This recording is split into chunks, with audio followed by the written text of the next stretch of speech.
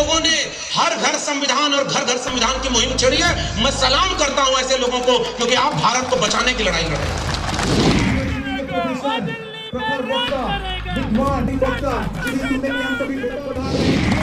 लड़ाई एकदम आमने सामने है भाई। एक तरफ इस देश को बर्बाद करने वाले लोग हैं और दूसरी तरफ तथागत बुद्ध से लेकर कबीर, रैदास, पलटू दादू, भीखा, बुल्ले शाह, बाबा फरीद और तमाम लोगों से आगे बढ़ते हुए नारायण गुरु, बसवन्ना चोखा मेला, अब्दुल कयूम अंसारी, आसम बिहारी से होते हुए ज्योतिबा फूले, शाहू जी महाराज, डॉक्टर भीमराव अंबेडकर, डॉक्टर राम मनोहर लोहिया, मंडल कांशी राम के वारिस खड़े हैं, जो इन बर्बाद करने वाले लोगों के सामने चुनौती बनकर खड़े हैं कि हम इस मुल्क को बचाएंगे।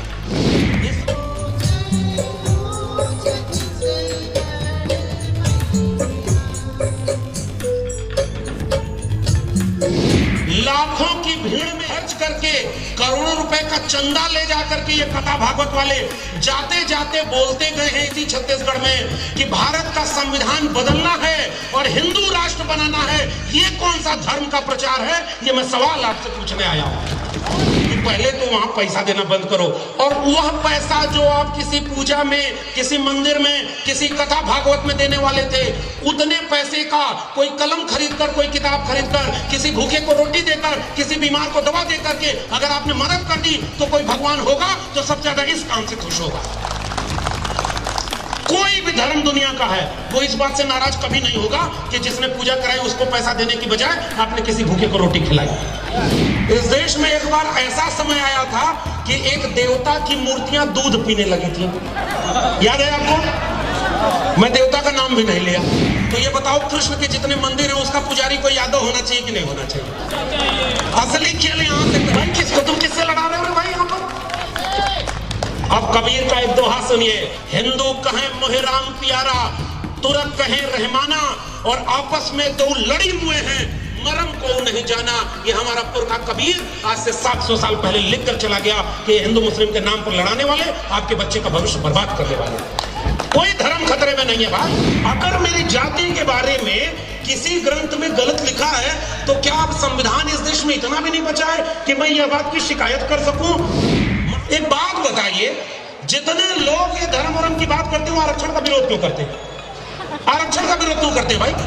आप अपना काम करिए, हम अपना काम करेंगे। इस देश में आपके स्वाभिमान, सम्मान, विज्ञान, तकनीक, भारत के संविधान, सामाजिक न्याय और पुरखों की लड़ाई से बना हुआ भारत आपके हाथ से छीन करके एक मूर्खों की भीड़ तैनात की जा रही है, और एक मूर्ख अपने जैसा दूसरा मूर्ख खोजने के लिए अलग अलग हथकंडे अपना रहा है, और धीरे धीरे आपकी शिक्षा बर्बाद, आपका रोजगार छीन रहा है, कलम और किताब आपसे छीन रहा है कि एक अविवेकी भीड़ बन जाए और सब एक साथ चल करके किसी कथा भागवत का हिस्सा बन जाए। इस देश में स्कूल कॉलेज इसीलिए बर्बाद किया जाए। इस समय आपके बच्चों की शिक्षा और रोजगार की चोरी हो रही है कि नहीं हो रही है?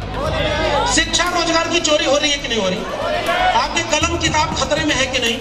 हम उसी की बात करने आए। भाई ये कहां से गलत बात हो गई? और भारत का संविधान अनुच्छेद 51A इस बात की इजाजत देता है कि हम अपने देश में वैज्ञानिक चेतना का प्रसार करेंगे, वैज्ञानिक चेतना का प्रसार करेंगे। ये बात तो आप अपना पर चलाओ, हम अपना चलाएंगे, जिसका सही होगा उसकी बात आगे बढ़ जाएगी। इतना सा ही तो खेल है। ये संविधान, भारत का संविधान, स्कूल, कॉलेज, विश्वविद्यालय, अस्पताल, पढ़ाई, कमाई, सिंचाई, दवाई, इन सारी चीजों को लेकर के लड़ाई लड़ने की बात करता है। डॉक्टर बाबा साहब अम्बेडकर ने कहा, एजुकेट, ऑर्गेनाइज और एजिटेट। मैं आपसे एक अपील करके जा रहा हूं, रीड, राइट एंड फाइट। पढ़ाई, लिखाई और लड़ाई का वक्त आ गया है साथियों। किसी से डरने की जरूरत नहीं है। हम क्योंकि गलत रास्ते पर थोड़े हैं, हम तो हक की बात कर रहे हैं।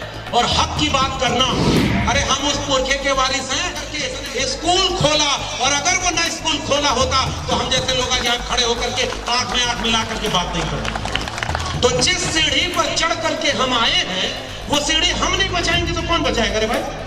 हक हुकूक की लड़ाई लड़ते रहेंगे बिना डरे, बिना हिचके, सच की बात कहते रहेंगे, क्योंकि हम बात यह है कि भूख ने, प्यास ने, इफलास ने पाला है हमें, कभी बहके हैं तो फाकों ने संभाला है हमें, जब्र ने आहनी तंजीम में ढाला है हमें, झोपड़े फूंक के मैदान में निकाला है हमें। आज लिखेंगे एक नई कहानी अपनी और इस संविधान के लिए दे देंगे जवानी अपनी।